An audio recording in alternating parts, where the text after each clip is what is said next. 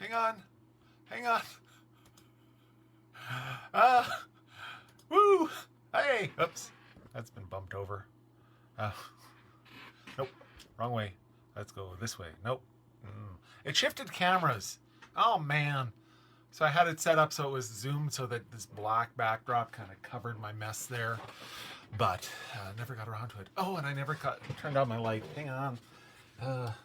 So doing production and sound and reporting for your own self when you are not a video guy. Well, I'm a video guy. I'm a photographer and I like shooting video, but Doing this sort of thing, being on camera, that's not my shtick. So I wanted to go live and mention a few things. I did not write down a list. So if I forget anything, or if you, yes, you, the person who's watching this, has something that you think is important to mention, feel free to toss it on to me, because I am just doing this off the top of my head. One, the school. They are doing work preparing the elementary school grounds for the new trailers that are going in there. Last I went by, they had a bulldozer kind of plowing the snow off. And there were a couple vehicles around getting ready to start moving things. They had not started moving things when I was there at about 8 this morning. That's one. Two.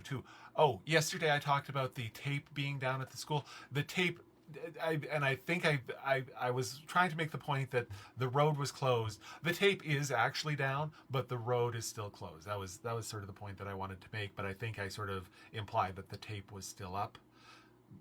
That's me. 3, I wanted to talk about something else. I will try and remember. It was just a little update like that. So if I remember it, I will toss it in. I did want to tell anybody who hasn't seen that the obituary for Kylie Smith has come out, as well as an announcement of a funeral. So I am going to read this. So if you notice me looking there and not at you, it's because I am actually reading this. So, in loving memory of Kylie Mae Smith, May 7th, 2013 to February 10th, 2026.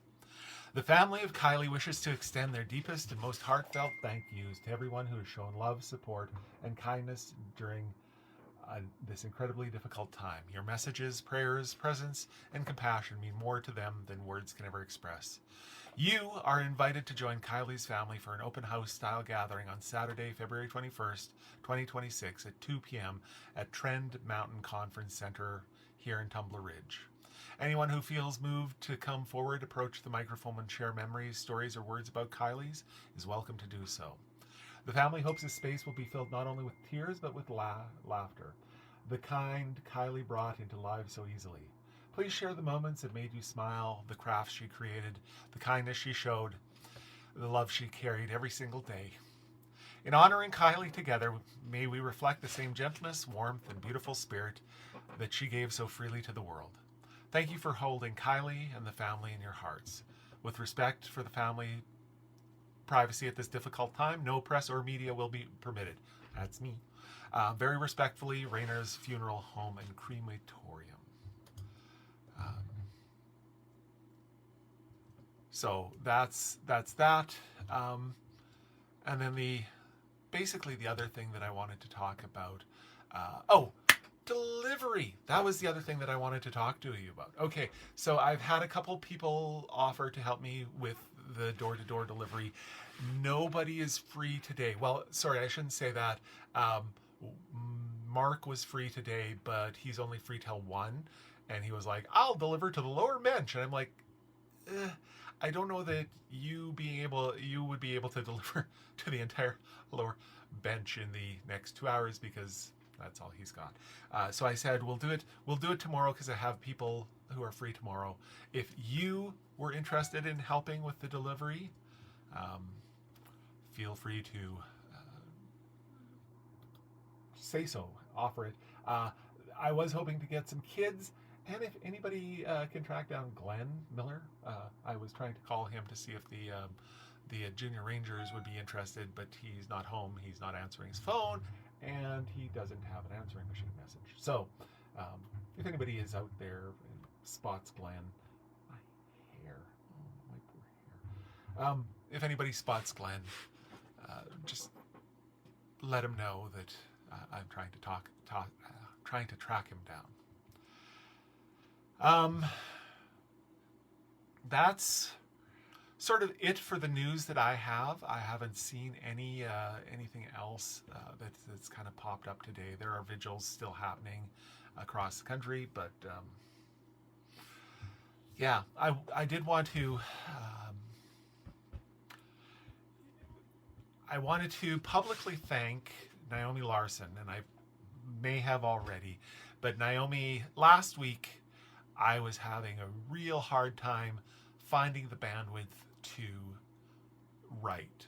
I was able to get on here and talk to you guys live, but actually writing was very difficult. I could take something that somebody had posted, share that on Facebook, but I just couldn't sit down and write anything. So Naomi asked me if there was anything she could do, and I said, "Do you want to write?"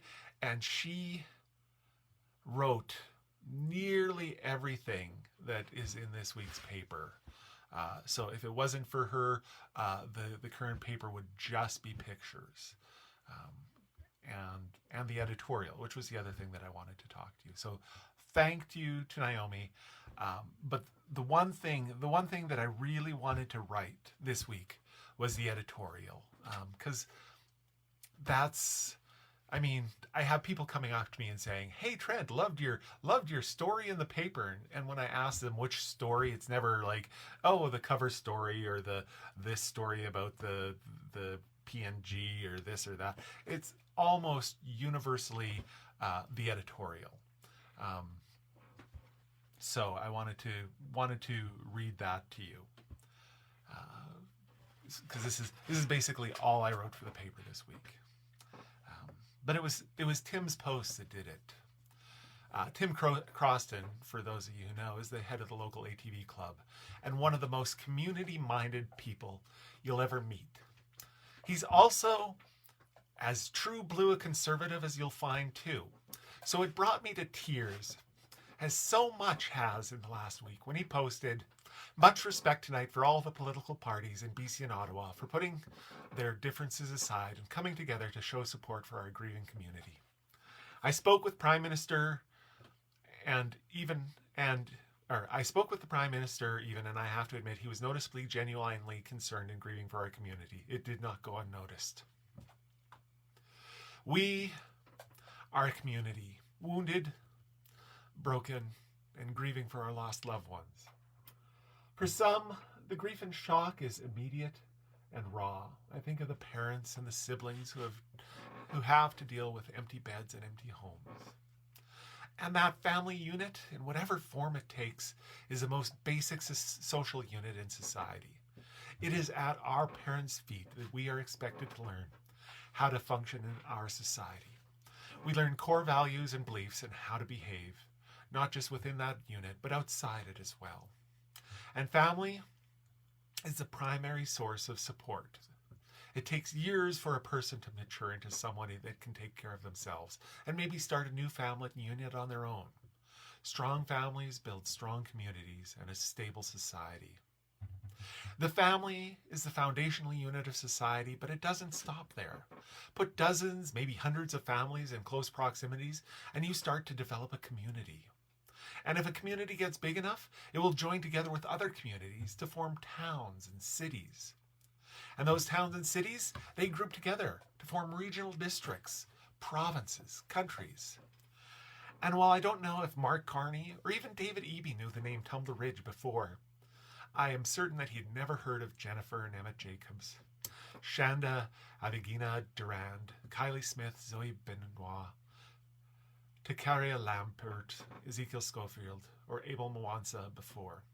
Indeed, it's a very few people, even amongst those of us who live here, who knew every single one of those names.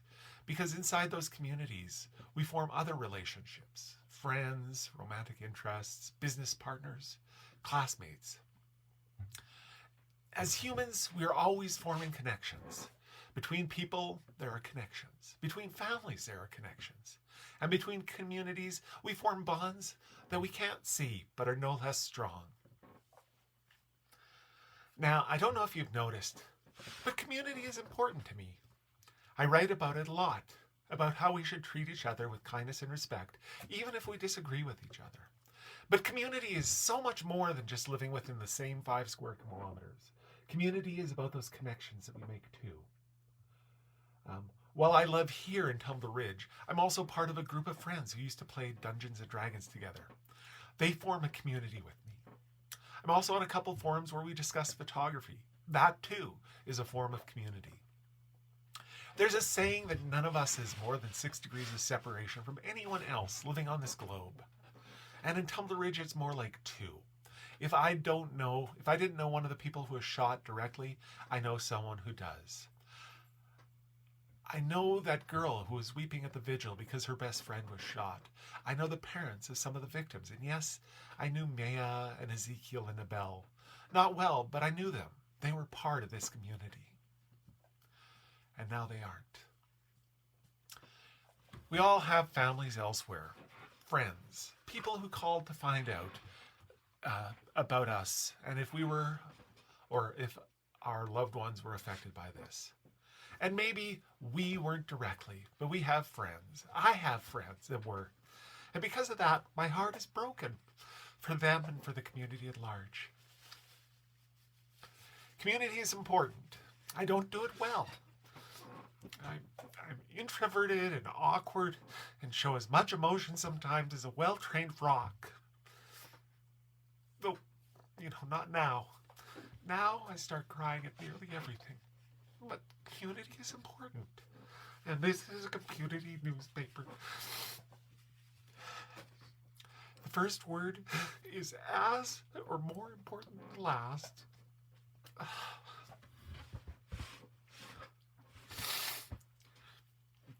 Anyways, I've seen a lot of people who are cynically writing. Sorry.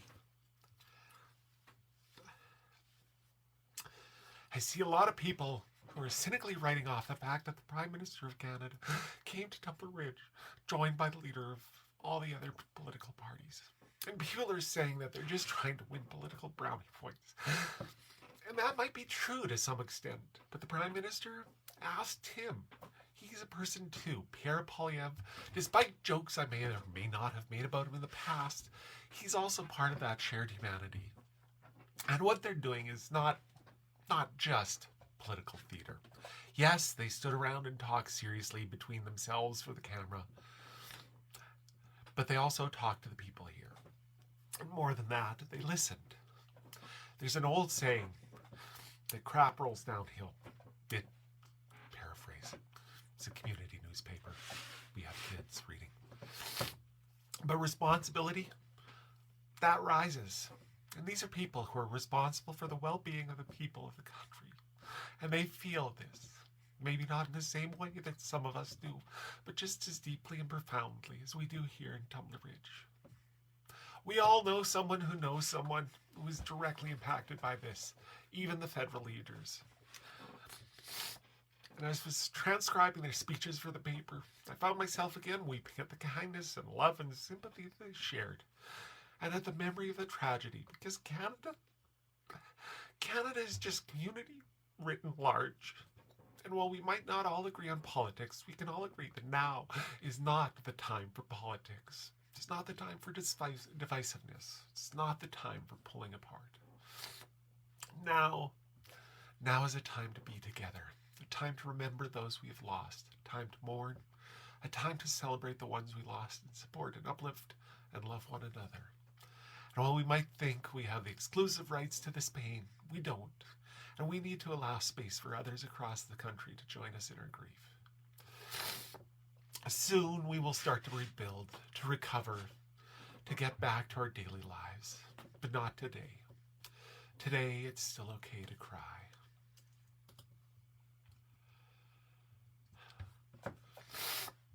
Sorry. That's my editorial for this week. So I guess you don't need to pick the paper up if you don't want to then. Well, okay, so you can pick it up to read what Naomi wrote. As always, everything that's in the paper is available online at tumblerridgelines.com. So if you're not in the community and you want to see what's been written. It's up on the website.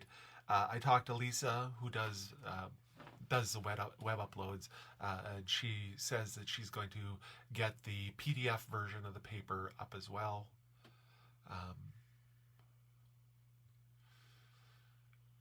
Yeah. So,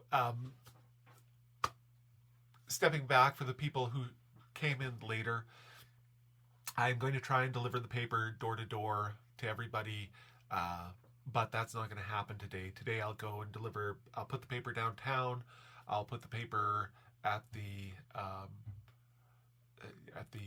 to the places that I deliver to regularly anyways.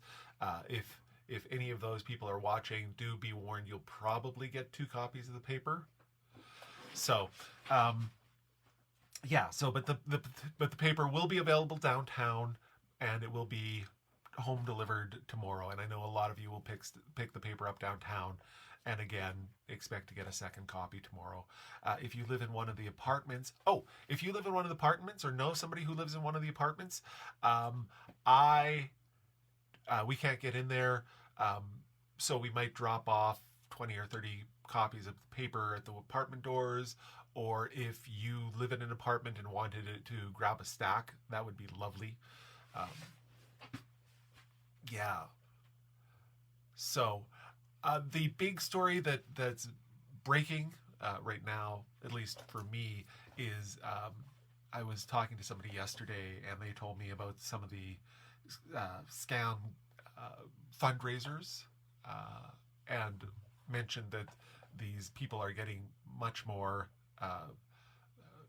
smart about things. What they're doing, she's discovered, is they'll start a fundraiser in Australia or Britain or someplace not in Canada, and then they'll geofence it either just for Australia or for the world except for Canada. That way, the people who are in town, like the Johnny Malcolm Foundation, can't see that fundraiser and therefore can't, report it as being a fraud.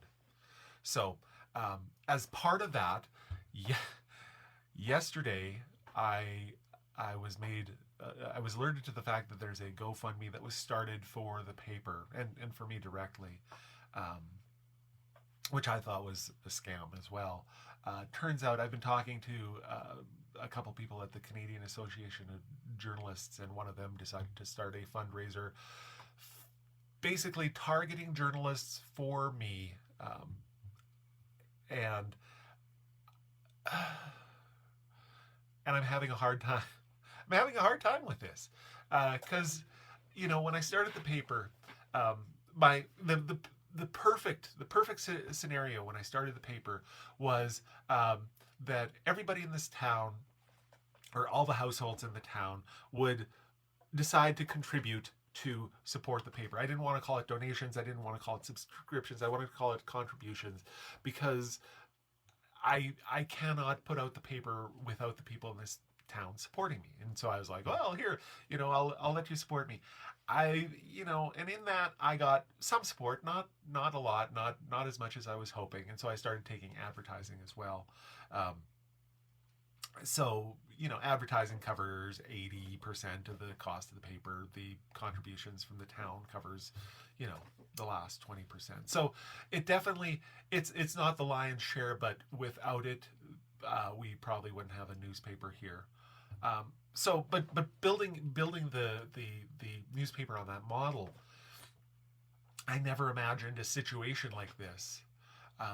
And it's really, really hard on me, because at one side of me is like, oh, this is a way that I can encourage people to contribute to the paper, but at the same time, I don't want to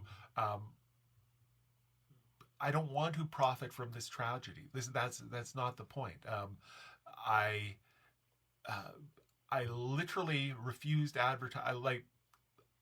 not only did I refuse advertising for this paper, I told the people who were already advertising in this paper that we were going to not run their ads as paper, because it just didn't feel right. and because we'd been getting a bunch of donations from people, I decided to use that money to publish the paper. Then the printer decided to print the paper for free. So that was their contribution, was the printing of the newspaper. And so now, despite my best intentions, I'm actually getting, you know, profiting from this, which is that is like, and that's hard on me. But here's the thing. Somebody asked about how running the paper is a financial loss. That's not hard. So okay, here's the deal.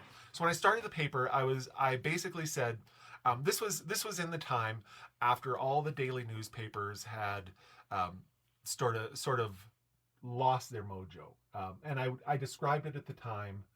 The PDF is loaded to the cover page on the website. I just got a notification from Lisa. We're good. Okay. Anyways, back to what I was saying. So, I've never. I don't like talking about money, but I'm also very free. So if you don't care to hear about the financial tribulations of the paper, feel free to log off this, because I don't know that there's anything breaking that's going to come out of this. So this is just kind of me sort of telling me about this. Anyway, so the national papers, the regional papers, the Vancouver Sun, the Edmonton Journal, the Calgary Herald, all those papers, what they were doing was, or what happened was, all the news that they were packaging up and selling to people, or selling to advertisers to get in front of people's eyes, is kind of how that worked. But a lot of that news, people could just go online and find it. And if the Vancouver Sun was like, oh, hey, we've got a paywall here, you can't find out about this news, there were dozens, perhaps hundreds of other sources that package that news up. But for a local newspaper, I thought we were safe, right? Because it was so easy. Like, the national newspapers are not going to write about Kevin Sharman winning a major paleontological award. They're not going to cover the U18 hockey team local tournament. They're not going to show pictures of the Toboxen races. So that was, for me, that was the part of the newspaper that was really, I loved. But around the same time that the or right after the big papers started to lose their mojo, a lot of the local advertisers discovered that they could develop relationships with their customers directly. And as somebody who not only runs a newspaper but also runs a photography business, I am not going to judge people for wanting to develop that relationship directly. I joke that North Star Kitchen, you know, if they want to put an ad in the paper talking about their features for the next week, well, we publish bi-weekly, so it's 14 days from the day we publish to the day the next paper comes out. Do you know what your feature, you know, what is your special going to be in 14 days? It's like food, maybe, probably, I think, right? It was so, but by going on Facebook or Instagram or whatever way that they could talk directly to the customer, which is great. I love that, because there are people out there, there are businesses, like, say, the district will have an event. They'll do a community town hall meeting, and they'll put it out on social media, but they also want to get it out into the community through the newspaper, through posters. Like, they want to use everything. There are still enough advertisers for whom the newspaper is a way to get that information out there. The local, there's an optometrist in Dawson Creek who comes to Tumbler Ridge, and I warned you this was going to get into excruciating detail. There's an optometrist who comes into Tumbler Ridge who, puts a note in the paper saying these are the dates we're going to be in town. If you want to book an appointment, here's the phone number. Right? There's different types of advertising, and we're there for the type of advertising that it works for, right?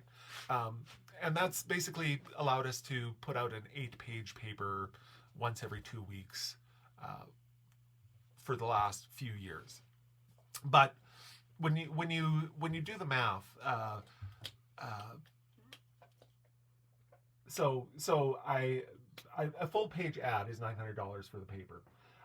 You take and divide that in half. It's $450 plus a handling fee on that, which is about $25. You divide that in half. Again, handling fee. So it goes down all the way to our smallest one, which is a community ad, which is smaller than a business card, which is less than $50, I think.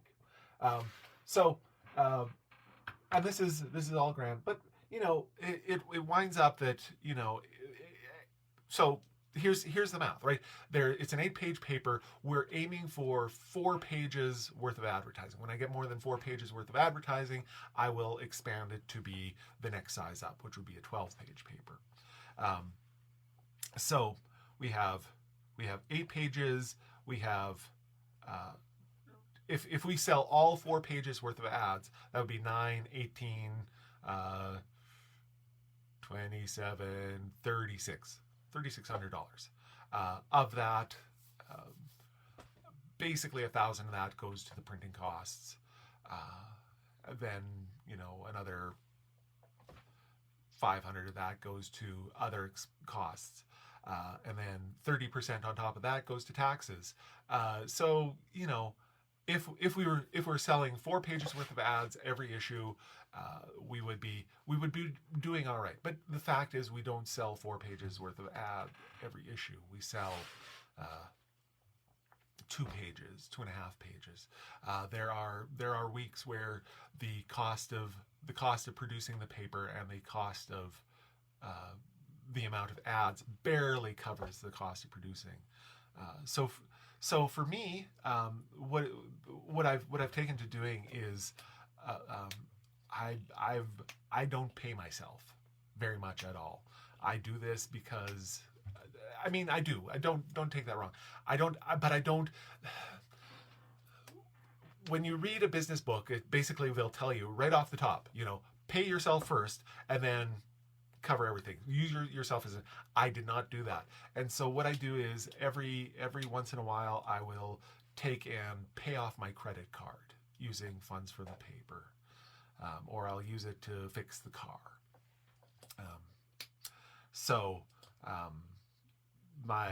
My last tax bill was $9,000, I think, because that's on me because I made a few mistakes when doing taxes. But at the time I had $10,000 in the bank, so it wound up being that I would, come out of it with $1,000, and then you have to print the paper, and it cost me this week because it was a special issue. It would have been $1,100, and there wouldn't have been any money in the bank. So that's basically it. It's not, even people who are working for decent pay, like actual papers, and not just doing this by themselves. It's a tough slog. Most of the community papers across the province have gone out of business. Now, part of that is because there was this business model that where a big company like Black Media would come in and they would buy up the community newspaper, and they would cover the cost, but then they would suck off all the profit. And it got to a point where there wasn't any profit to suck off. Because there was overhead. You had to have your office, you had to have your, had to pay for the reporters, had to buy the cameras, had to buy the computers. You had all that sort of physical infrastructure that you had to pay for. Me, I'm running this out of my basement. I mean, you can see over here where my black drop doesn't cover, all my crap, because this is my just my office, right? I don't have a office downtown.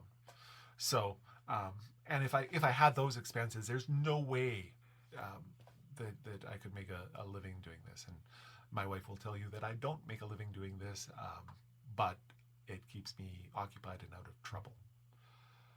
So there you go. I see I've lost a number of people talking about this because this is boring. But I hope that answers the questions. If anybody had any other questions, I don't know if everybody's been here for the beginning, but I made a couple announcements. Nothing terribly important. The big one is that Kylie's funeral is happening this Saturday at 2 at the Trend Mountain Hotel. So, so I'll just sort of wait to see if there's any more comments, and if there aren't, I will log out. Also, apologies to all you YouTube people. There is apologies to the one YouTube person who's watching. Hi, Michael. I realized I'm using two computers. When I'm in my office, I'm using my desktop. When I'm out, I'm using my laptop, and I don't know that my laptop is logged into the right account to stream to YouTube, and it just kept kind of failing, and I've always been I've sort of gone, okay, I'll deal with that later, but I will, before I do it again, if I remember, I will make sure to make sure that I've made the connection to YouTube. So there you go. That was 37 minutes of me talking. Wow. As always, I am the community. So let me take a step back. Community paper, which means that I need you to tell me what's happening in the community, because I might, like with the work that's happening at the elementary school to put in the portables, I might drive by and notice it, but chances are I won't. So if you don't tell me, I won't know, and I won't be able to tell everybody else. So thank you for all your help. Thank you for watching. I noticed that after yesterday's, community update, the number of viewers went, today has gone from, 60 down to 13. So thanks for watching. I will let you go now.